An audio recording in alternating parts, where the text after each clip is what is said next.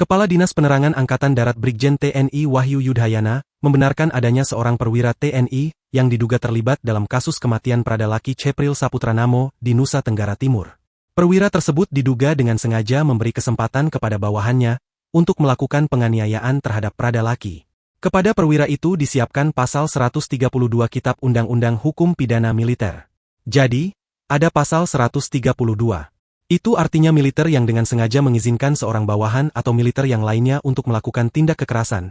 Itu juga akan dikenai sanksi pidana, kata Wahyu, saat ditemui di Gedung Mabes TNI AD, Jakarta, Senin, 11 Agustus 2025.